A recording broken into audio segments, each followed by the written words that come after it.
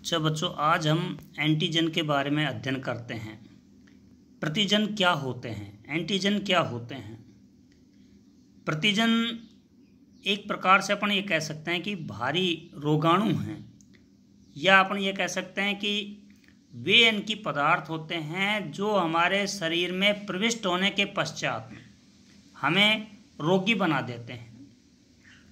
तो जैसे ही ये प्रतिजन हमारे शरीर में प्रवेश करते हैं, उसके पश्चात क्या होता है कि जो WBC होती हैं, जो रोगाणुओं का भक्षण करने वाली जो कणिकाएं हैं, कोशिकाएं हैं, जिसे श्वेत रक्त कणिका कहते हैं, WBC वाइट ब्लड कार्पल्स, वो बी लिम्फोसाइट को प्रतिरक्षी उत्पादक जो इनकी बी लिम्फोसाइट जो होती हैं, वो क्या करती हैं, एंटीबॉडीज उत्पादक जो प्लाज्मा सेल होती हैं, ये प्लाज्मा जो कोशिकाएं हैं एंटीबॉडी का निर्माण करती हैं। तो ये बी लिम्फोसाइट इन प्लाज्मा कोशिका के अंदर इनकी रूपांतरित हो जाती हैं और एंटीबॉडी उत्पादन हेतु इनकी प्रेरित करती हैं। फिर क्या होता है कि ये एंटीबॉडी जो इनकी बनते हैं, ये विशेष रूप से उस ही एंटीबॉडी जो है उससे अभिक्रिया करते हैं। ये जो एंटीबॉडी जो बने, ये इनकी प्रतिजन के साथ में रिएक्शन करते हैं और उन्हें नष्ट करने का कार्य करते हैं। अब जो प्रतिजन जो होते हैं, एंटीजन जो होते हैं, ये विशिष्ट प्रतिरक्षी से संयोजित होकर जब इनकी शरीर के अंदर जैसे इनकी प्रतिजन इनकी गया और रोगाणु प्रवेश किया, तो रोगाणु जैसे प्रवेश करता है, प्रतिजन जैसे प्रवेश करता है, तो अभी मैंने बताया कि जो WBC की जो बी लिम्फोसाइट जो सेल हैं, वो प्लाज्मा सेल को एंटीबॉडी निर्माण के लिए क्या कर देती हैं, प्रेरित करती हैं। तो ये जो एंटीबॉडी बने, ये एंटीबॉडी इन प्रतिजनों के साथ में रिएक्शन करते हैं, प्रतिक्रिया करते हैं, अर्थात प्रतिजन प्रतिरक्षी प्रतिक्रिया संपन्न होती है। प्रतिजन संपूर्ण अणु के रूप में प्रतिरक्षी से अभिक्रिया नहीं करता, पूरा का पूरा इनकी अभिक्रिया नहीं करता। इसके क्या होते हैं कि कुछ विशिष्ट अंश होते हैं। वैसे तो इसके बहुत ज़्यादा अंश होते हैं, एक इनके अंश नहीं होता, बहुत इनके अंश होते हैं। तो उनमें से कोई भी जो अंश जो है वो उस इनकी प्रतिरक्षी से जुड़ जाता है। प्रतिजन का कोई अंश जो है प्रतिरक्षी से जुड़ जाता है और इन अंशों को अपन जो इनकी प्रतिरक्षी से जुड़ा है, एंटीबॉडी से जुड़ा है, उन्हें कहते हैं एंटीजन निर्धारक। एंटीजन निर्धारक के नाम से जाना जाता है। अभी मैंने बताया कि प्रतिजन जो है जैसे शरीर में प्रवेश करता है, तो बी लिम्फोसाइट जो सेल हैं वो प्लाज्मा सेल को एंटीबॉडी निर्माण के लिए प्रेरित कर देती हैं और वो एंटीबॉडी जो हैं जब निर्मित हो जाते हैं तो वो प्रतिजन के साथ में अभिक्रिया करते हैं, प्रतिक्रिया करते हैं।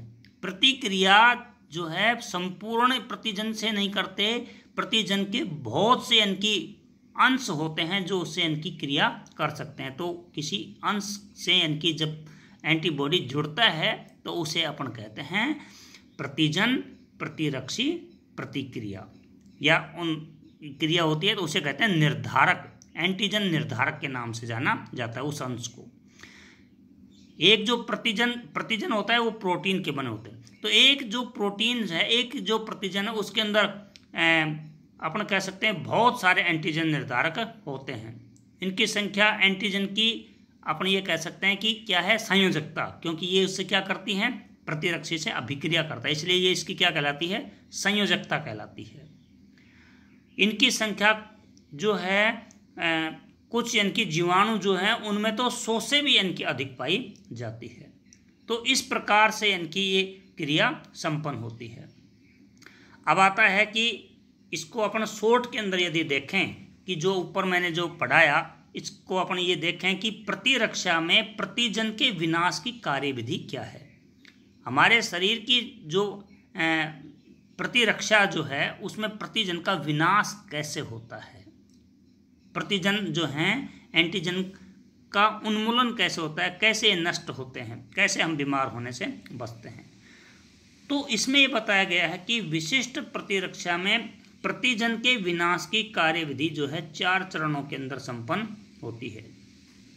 उसमें सबसे पहला तो इनकी चरण ये होता है कि अंतर्निहित प्रतिजन है या बाह्य प्रतिजन है, उसको इनकी उसका निर्धारण किया जाता है, उसमें विभेद किया जाता है कि ये जो प्रतिजन आया है, रोगाणु जो आया है शरीर में जो प्रवेश कर गया, ये शरीर के लिए हानिकारक है या नहीं है। शरीर में पहले से मौजूद था तो कोई हानि नहीं पहुंचाएगा, और यदि बाहर से यदि आ रहा है तो वो हो सकता है बहुत ज़्यादा हानि पहुंचा सकता है। तो सबसे पहले जो है वो क्या करती हैं, WBC जो हैं उसका निर्धारण करती हैं कि ये प्रतिजन जो है अंतर्निहित प्रतिजन है या बाह्य प्रतिजन है, उसके अंदर विभेद किया जाता है। अच्छा, जब इनकी विभेद हो जाता है, विभेद होने के बाद में यदि प्रतिजन बाहर से आया है और नुकसानदायक है, तो नंबर 2 पर क्या होता है, बाह्य प्रतिजन के ऊपर व्याप्त, जो अभी मैंने बताया कि बहुत सारे एंटीजन निर्धारक पाए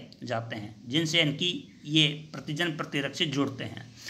तो बाह्य प्रतिजन के ऊपर व्याप्त जो एंटीजन निर्धारकों की जो संरचना के अनुसार क्या होता है कि बी लसिका कोशिका, अभी मैंने बताया था बी लिम्फोसाइट जो होती हैं, द्वारा प्लाज्मा कोशिकाओं का निर्माण किया जाता है, क्योंकि बी लिम्फोसाइट प्लाज्मा कोशिका का निर्माण करेंगी। और प्लाज्मा कोशिका ये 3 नंबर पर मैं बता रहा हूँ फिर आपको कि प्लाज्मा कोशिकाओं का जैन की क्या करेंगी, निर्माण करेंगी। और 3 नंबर पर आता है कि ये जो प्लाज्मा कोशिका जो हैं विशिष्ट एंटीबॉडी का निर्माण करती हैं।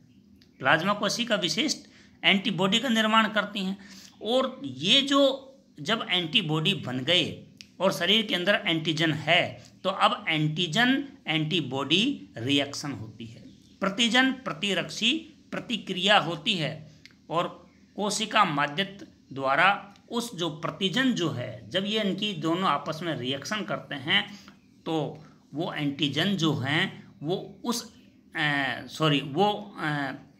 एंटीजन जो हैं वो इनकी नष्ट हो जाते हैं। एंटीबॉडी जो है एंटीजन को नष्ट कर देती है, प्रतिजन का विनाश हो जाता है, और इस प्रकार से हम इनकी स्वस्थ रहते हैं। इसलिए इसको संक्षिप्त में शॉर्ट में यदि अपन देखें तो इनके ऐसे कह सकते हैं कि जैसे इनकी प्रतिजन शरीर में प्रवेश करता है, प्रतिजन के प्रवेश करने के पश्चात क्या होता है, हमारे उसकी पहचान की जाती है कि बाह्य है या आंतरिक है। जैसे इनकी प्रतिजन शरीर में गया तो जाने के बाद में जो बी लिम्फोसाइट सेल हैं वो किसका निर्माण करेंगी, प्लाज्मा कोशिकाओं का। प्लाज्मा कोशिकाओं का क्यों करती हैं, क्योंकि प्लाज्मा कोशिका क्या करती हैं, एंटीबॉडीज का निर्माण करती हैं। तो जो प्लाज्मा कोशिकाओं का निर्माण हो गया तो प्लाज्मा कोशिका एंटीबॉडीज का निर्माण करती हैं, और एंटीबॉडीज क्या करते हैं, इन प्रतिजन के जो निर्धारक अंश होते हैं, अभी मैंने बताया निर्धारक अंश हैं, उनके साथ में रिएक्शन करते हैं और उस प्रतिजन का विनाश कर देते हैं। इस प्रकार से इसकी कार्य प्रणाली संपन्न होती है। अब एंटीबॉडीज होते क्या हैं और इनका जो डायग्राम जो है ये कल अपन विस्तार से पढ़ेंगे।